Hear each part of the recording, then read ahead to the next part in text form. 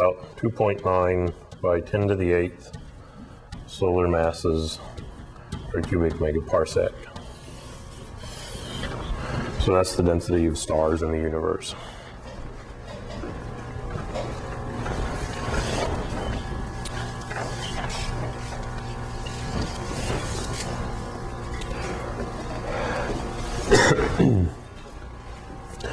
Okay, now in the handout which I gave you, on the front page is a little cosmology crib sheet.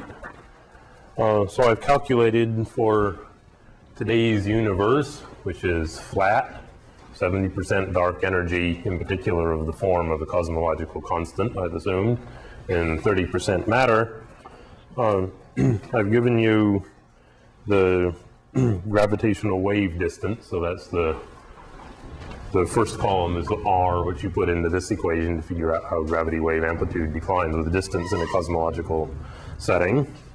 And the second column shows the volume of the universe in the whole sky out to a redshift z, and the first column is the redshift.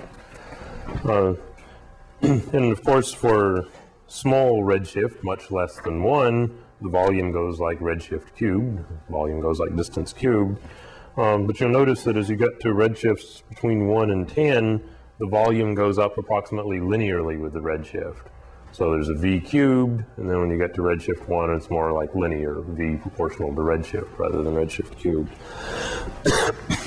And you'll notice that most of the volume of the universe is at very large redshifts. Out to a redshift of 1, there's about 180 cubic gigaparsecs, and out to a redshift of 10, there's 4,000. So there's a lot more universe at the high redshifts. And in the next column is the so-called look-back time. In other words, when you look at a distant galaxy, you're looking at it some number of years ago, and that's how many years ago it is, measured in billions of years. And the last column, the last printed column, is the age of the universe at that redshift. So that's the age of the universe minus the look-back time. And you'll see that at a redshift of 1, you're looking back approximately half the age of the universe. And the most distant quasar, which I know about, is at redshift 6.3.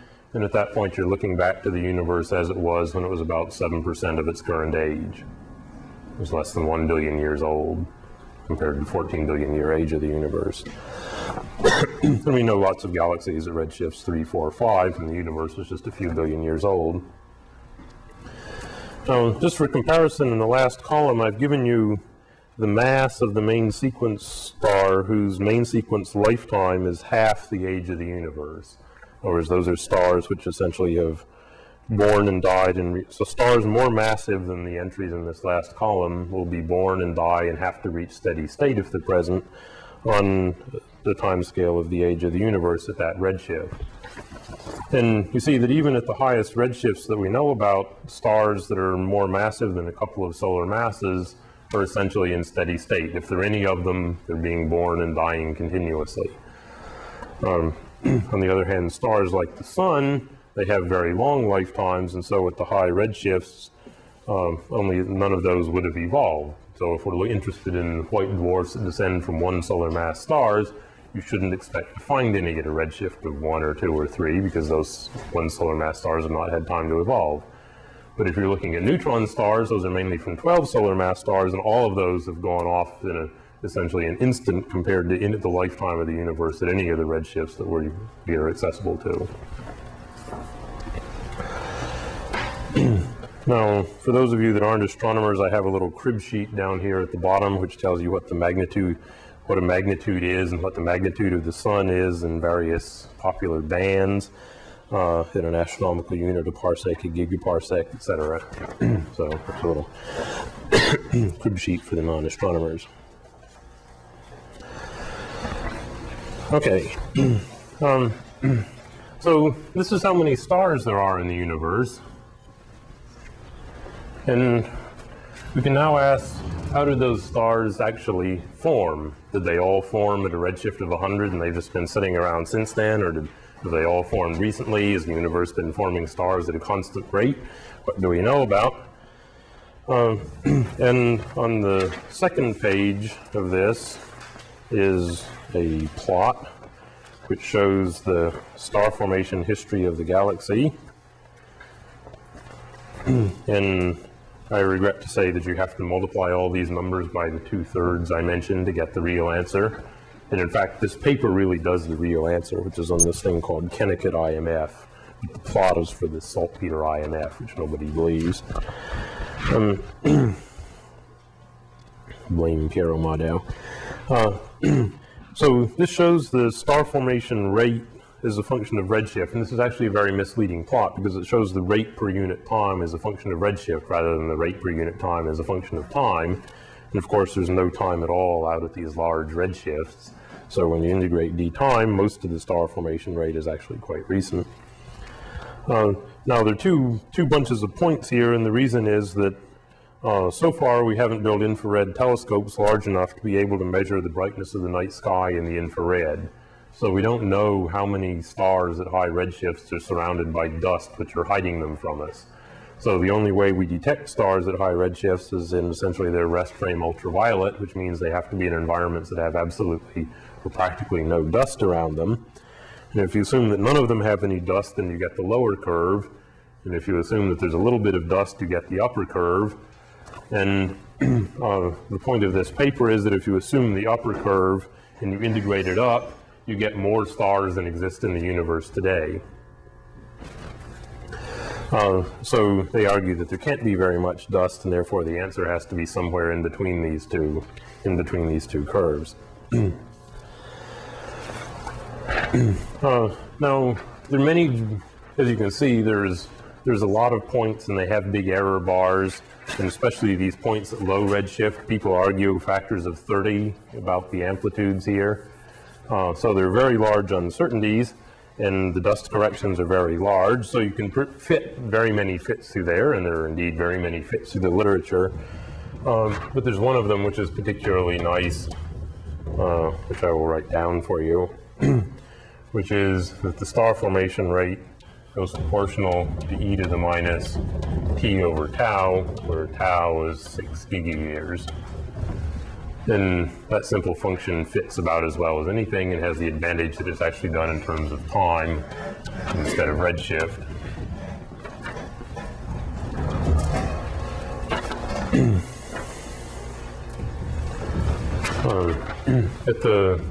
So you can see that because of this, the age of the universe is about 14 billion years, so the star formation rate today is about 1/12 what it was early on, minus 14 over e to the minus 14 over 6.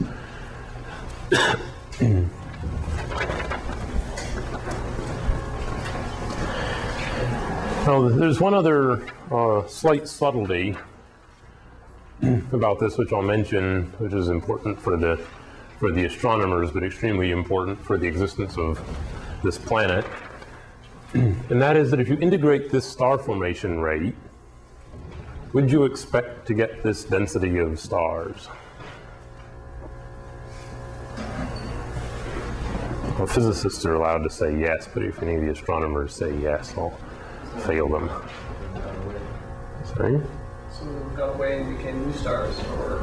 Well, that's right now. And so now there's the great subtlety, of course. So if you think in our galaxy, if you're an old star and you blow up as a supernova and spray back 90% of your gas into the interstellar medium, does that gas go away to be subtracted, or does it get made into new stars to be added?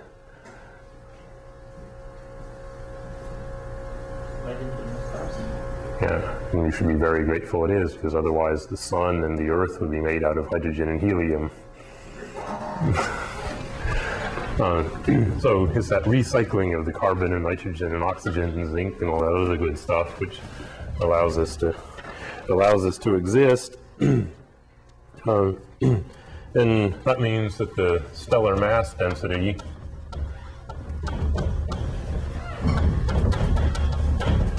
so the rho star is actually equal to 1 minus r, the sort of recycling fraction, times the integral from 0 to t of the star formation rate. And this r is 0.42 for sort of reasonable models of stellar evolution and what blows up in the initial mass function.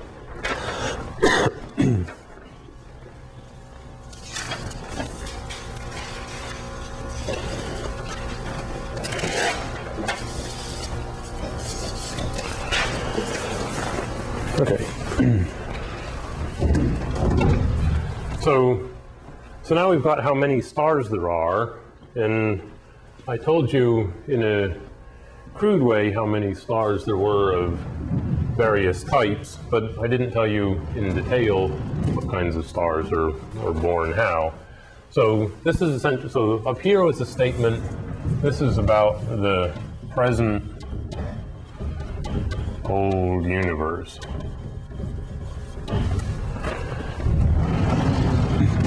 What I'm now going to tell you is every time we make one of these stars in the universe with this star formation rate at some redshift, what is the mix of stars which are made and what are their properties?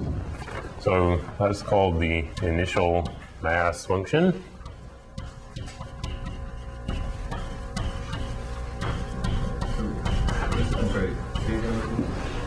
This is the initial mass function. So this is for every solar mass of star stuff which I create, what is the distribution of masses of those stars? How many of them are like the sun? How many of them are 20 times the mass of the sun? What fraction of them are a tenth the mass of the sun? And that's crucial because the ones that are less than 10 times the mass of the sun won't make any neutron stars or black holes and therefore are completely irrelevant for ground-based gravity wave observatories, for example. So the initial mass function,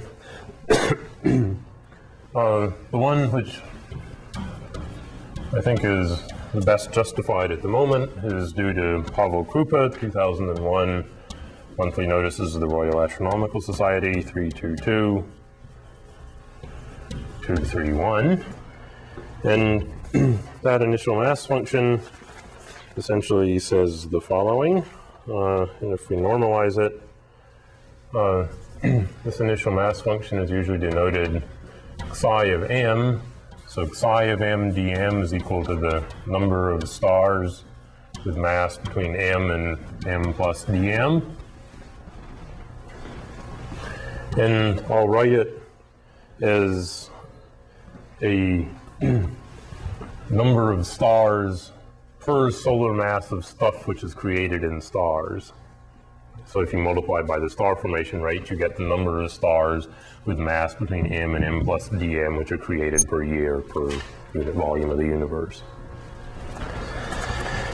So this is the star formation rate in solar masses per year divided by 0.92 solar masses squared times, and then m over 0.5 solar masses to the minus 1.3, so mass is less than half a solar mass, and m over 0.5 solar masses to the minus 2.3 for mass greater than 0.5 solar masses.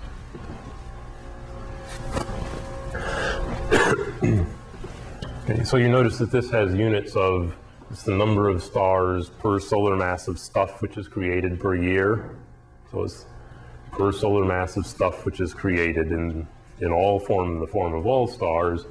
This is the number which are created with mass between m and m plus dm.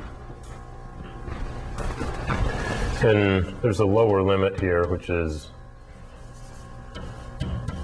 0.08 solar masses, because things less than 0.08 solar masses never shine, and they're called brown dwarfs, and they're only 4% of the mass total anyway, so I'm going to ignore them.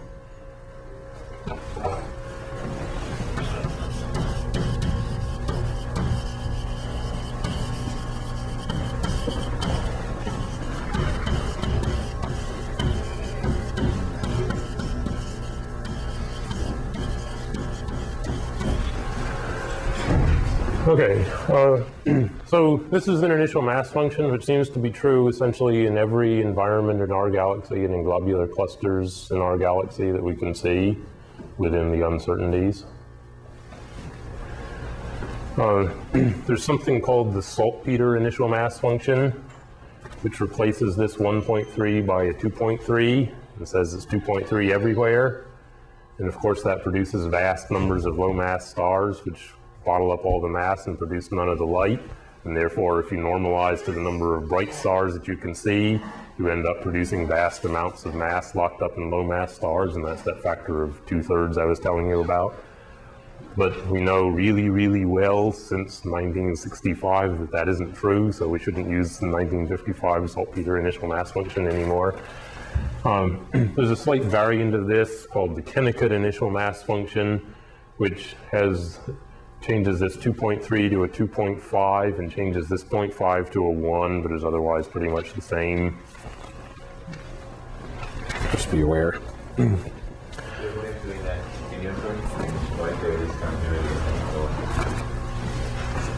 Why is there a discontinuity? Because this is a fit to observational data of thousands of star clusters. It makes it convenient to integrate. Is there any reason you wanted a continuous? I mean, it's a continuous function, because the derivative is discontinuous, but the function is continuous.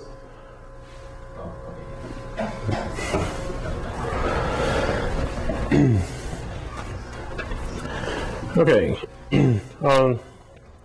so we can write down for stars, let's see, so the mass range, percent of the mass, and the number of stars per solar mass of star stuff created.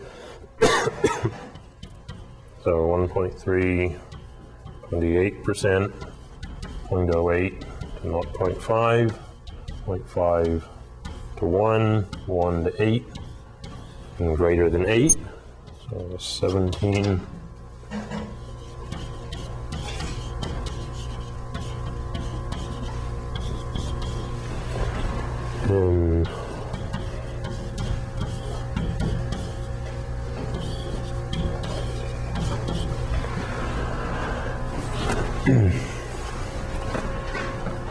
Okay, so this is another important factor. If you are interested in ground-based gravitational wave detectors, of the 0.25% of the closure density of the universe, you are interested at the very best in the 1% of the stars, which are initially more than 8 solar masses and therefore have some faint hope of making a neutron star or a black hole. And if you're very, very lucky, it might be retained in a binary and might have a short enough period to get into your frequency range someday. If you're interested in space-based gravity wave astronomy, then you're interested in that 0.16%, which ends up as white dwarfs. Okay, so you have 16 times more choices there.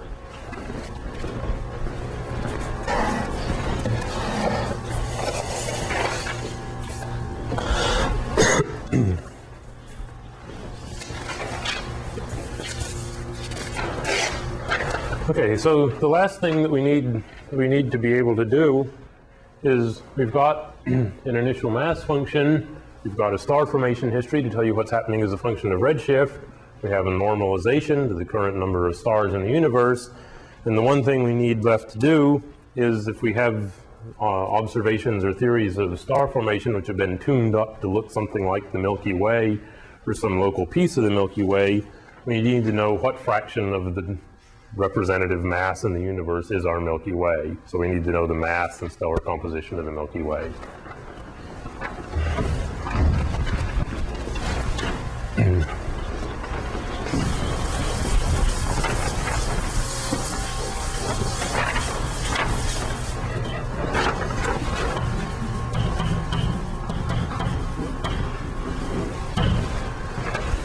So just to remind the astronomers, perhaps the astronomers too, not sure. The Milky Way is a galaxy with a disk and a bulge. And the disk is a little bit subtle in that there is a thin disk, and there's a young disk, an old disk, and a thick disk, the really thick 3 disks. And the bulge is a little bit complicated because there's a bar and a spheroid and a halo. and they're all terribly important. But one, let's see, well, let's pass that for the moment. So I'll tell you that the mass in the disk is about 4 by 10 to the 10 solar masses, and the mass in the bulge is about 0.9 by 10 to the 10 solar masses, and therefore the total mass of the Milky Way is, so this is the stars in the Milky Way.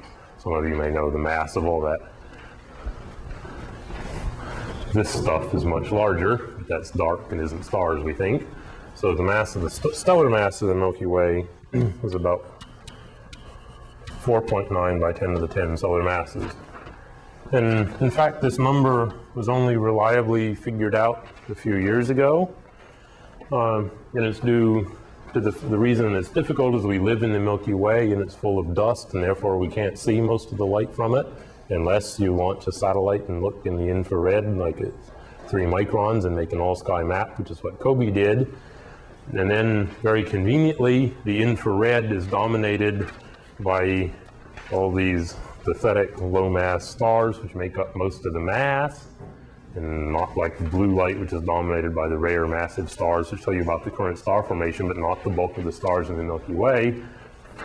So if you make a very careful model of the light distribution which Kobe sees, and you measure the distances to some of the stars, and you calibrate the length scale, and you make a model of the bar in the center of the galaxy and remove that from the light and so on, you finally end up with this number. And probably this number is good to 20 or 30%, I would guess.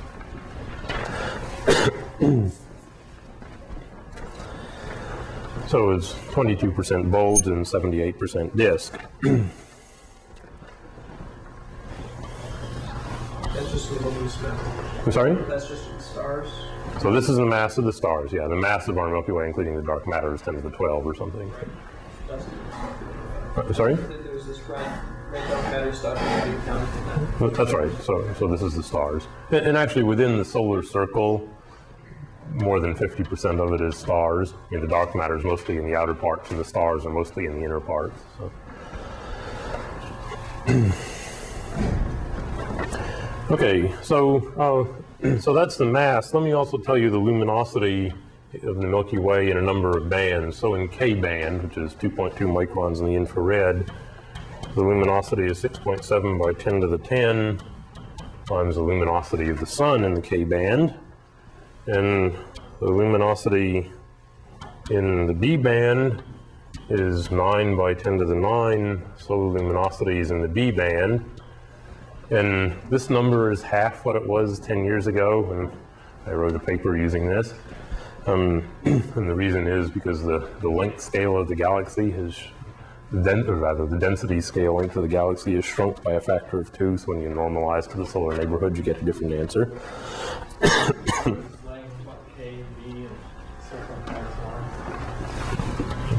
K band is 2.2 microns.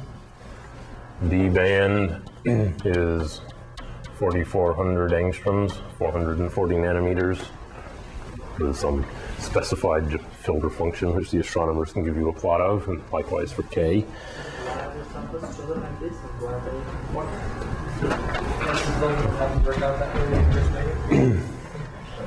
I gave you a crib sheet in there which tells you about the luminosity of the sun in U, B, V, J, K, and K short.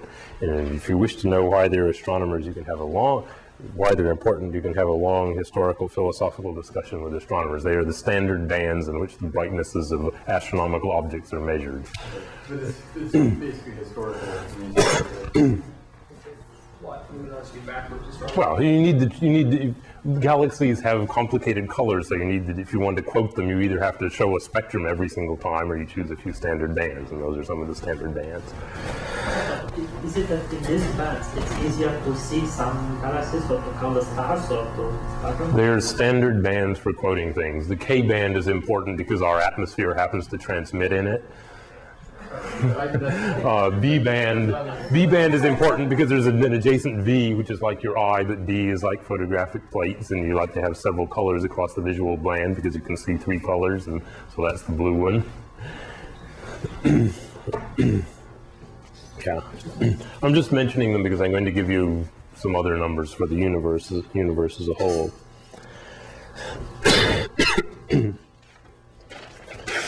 Okay.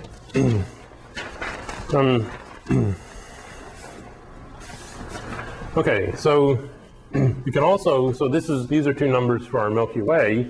We can now go look at the universe as a whole and do a survey of 100,000 galaxies, measure the distances to all the galaxies, measure the brightnesses of all the galaxies in these standard bands, calculate the luminosities of all the galaxies, divide by the volumes to which we can see them, and calculate the luminosity density of the universe in the K band and the B band.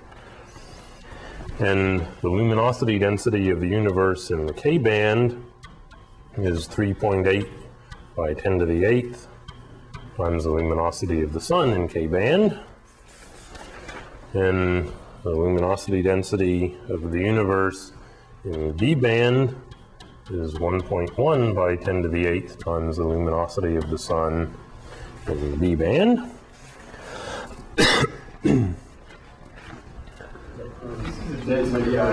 Oh, sorry, this is per cubic megaparsec. Sorry.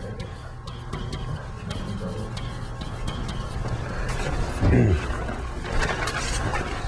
only one galaxy per cubic megaparsec. No, there is not. What's the density of galaxies? Well, suppose all galaxies were like the Milky Way. Then you would take this number and divide by these numbers, which are like 10 to the 10, and you see there's like 0.005 Milky Ways per cubic megaparsec if all of this light was contributed by things like the Milky Way.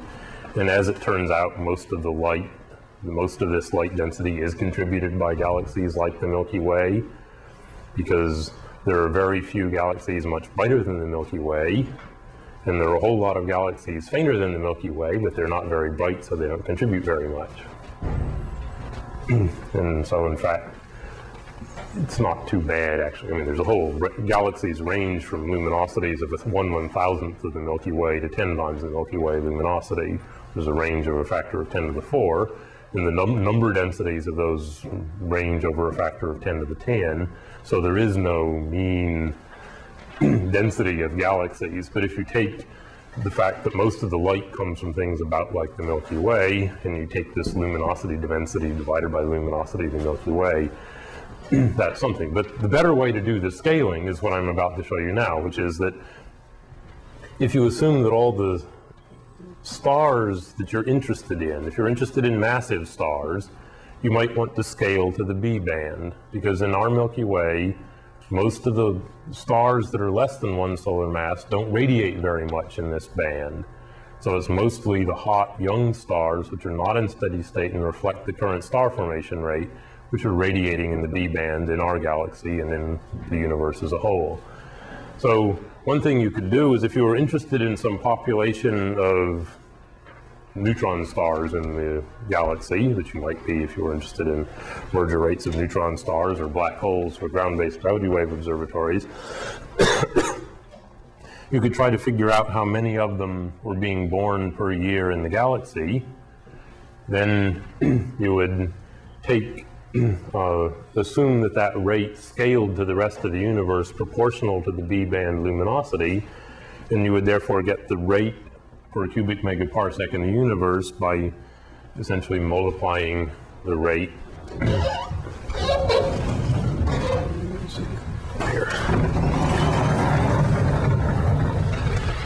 by multiplying the rate by the luminosity density of the universe divided by the luminosity density of the galaxy in the B band. So let me just do that. We do B band scaling. We get that the rate per unit volume in the universe of some event that we're interested in is equal to the Milky Way rate times the luminosity density in D band divided by the luminosity of the Milky Way in D band, if we assume that this rate scales with the massive stars in the D band. And if you take that ratio, the Milky Way was a little bit less than 1, that's about 10 to the minus 2 per cubic megaparsec times the Milky Way rate. So just as an example, we know of two pulsars, two double neutron star systems in our galaxy, 1913 plus 16 and 1534 plus 12, which will merge in much less than a Hubble time due to gravitational radiation. In a few 10 to the 8th years, they'll enter the LIGO frequency band and be detectable. And you can work out the volume to which you could have seen them in the universe, and you know that they have another 10 to the 8 years to go. So you expect that each one of those has a mean lifetime of order 10 to the 8th years. And so you can figure out the rate at which those things must be happening in the galaxy.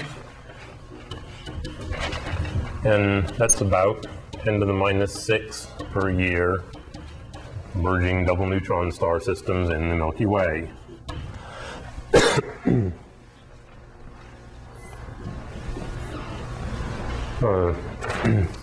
Yeah, but I wrote a paper 10 years ago where I said it was somewhere between 10 to the minus 7 and 10 to the minus 5 with the best guess of 10 to the minus 6, and there have been, I don't know, 20 papers since then redoing the analysis, including a very detailed one just last year, very nice, which goes through it all, and luminosity of the Milky Way changed by a factor of 2, and the pulsar luminosity function changed by a factor of 2, and it's 10 to the minus 6 per year with a range of 10 to the minus 7 to 10 to the minus 5.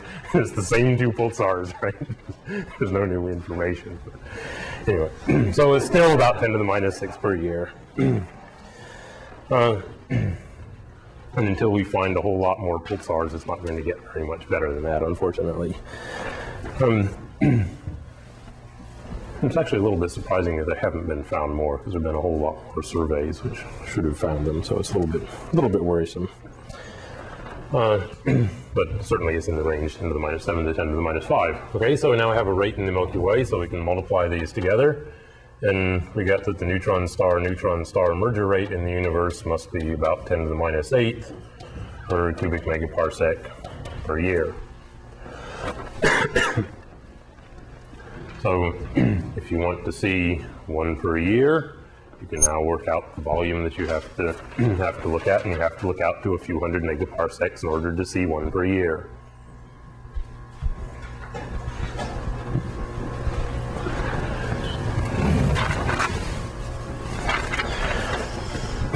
Okay, now there are a couple of other scalings that you might want to do. If you were interested in an old population, for example, suppose you were interested in the white dwarf systems, so you were interested in the older stars, then you might want to do the scaling in terms of K band or the total mass. And actually both of these, if you do it in scaling of total mass or the stellar mass, either one of those gives you that so this is the old star rate, scaling, the rate per unit volume in the universe is equal to the Milky Way rate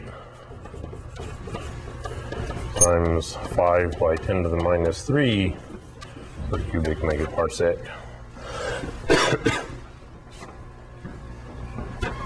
Okay, so you notice it's a different number here. Well, why is it different? It's because our Milky Way has had a declining star formation rate. So the current rate of star formation is an underestimate of the total. If you multiply the current rate of star formation rate by the age of the Milky Way, you don't produce the mass of the Milky Way. There's a lot more old stars. So if you have something which scales compared to with the old stars, this is smaller by a factor of 2, which is basically the difference between the current star formation rate and the integrated history of the galaxy.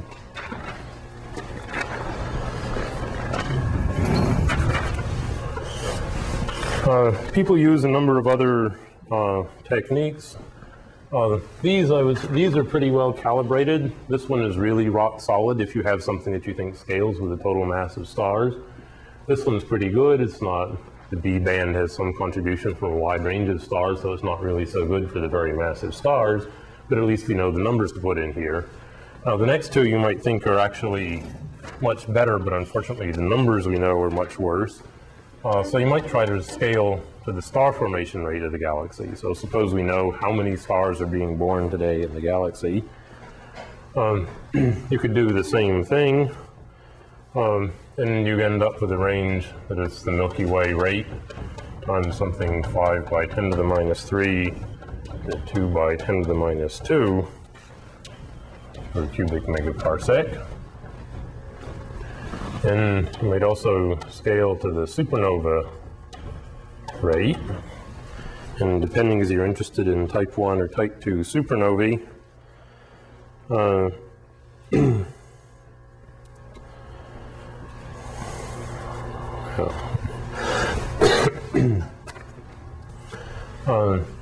you get a factor here which is something like 4 by 10 to the minus 3 to 6 by 10 to the minus 2,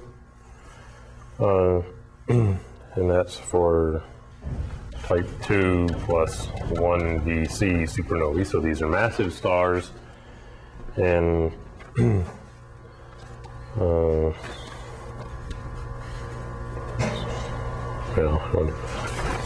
I'll leave out the type 1As actually. So a number of people have attempted to use these scalings, but the difficulty is that the supernova rate in our galaxy is somewhere between 1 every 50 years and 1 every 1,000 years. So that's a factor of 20 uncertainty. So when you decide to normalize to it, even though you might know the supernova rate in the universe pretty well, there's a big uncertainty in the galactic one. Likewise, the galactic star formation rate is uncertain to a factor of several, and the star formation rate in the local universe, as I mentioned, is uncertain to an order of magnitude.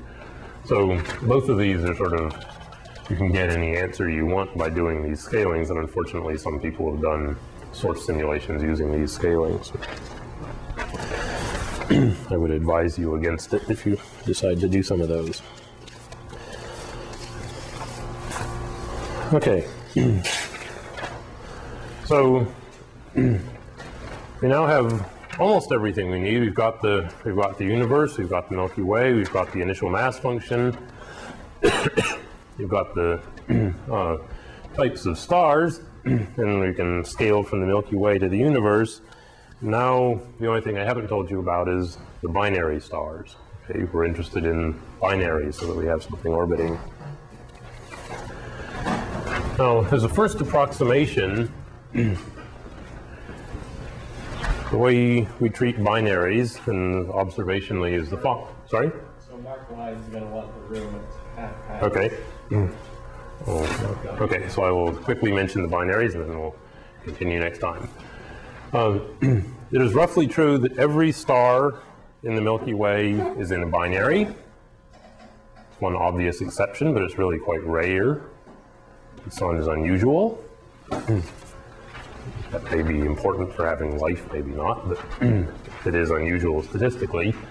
So within the 50%, 100% of stars in the galaxy are in binaries. Maybe 75%. And about 5% are in triples and quadruples even. So it appears observationally to be true that the following prescription works, that you pick the mass of the more massive star from this initial mass function. Then you pick the mass of the other star from a mass ratio distribution, which is flat. So if the mass ratio is Q, f of Q equals 1. So that gives you the mass of the second star. Then half the time it's within 50% of the mass of the first star you pick. That's what a flat distribution does. Then you pick the semi-major axis of the binary, and the semi-major axis distribution is approximately flat in the log of the semi-major axis. And the smallest semi-major axis you can afford to put is about twice the radii of the stars, because otherwise they'd be touching. And the largest one is those binaries which are spontaneously disrupted by passing stars in the Milky Way, which are about 2,000 astronomical units. And the final thing you need to pick is the eccentricity of the binary distribution, which is a thermal distribution. F of E is equal to 2E. And crudely in our galaxy, it appears that the distribution function is actually separable in that way. In other words, there's no correlation between the mass of the companion and the separation, or the eccentricity and the mass of the companion. That's crudely. In detail, for some particular stars, we believe that there are some correlations of that sort. But for the purposes of estimating source populations within the uncertainties, that's actually a pretty good prescription. So next time I'll tell you about, once you've set up those binaries, what the complicated and wonderful things the binaries do to each other in order to actually produce the things that we can see with gravitational radiation.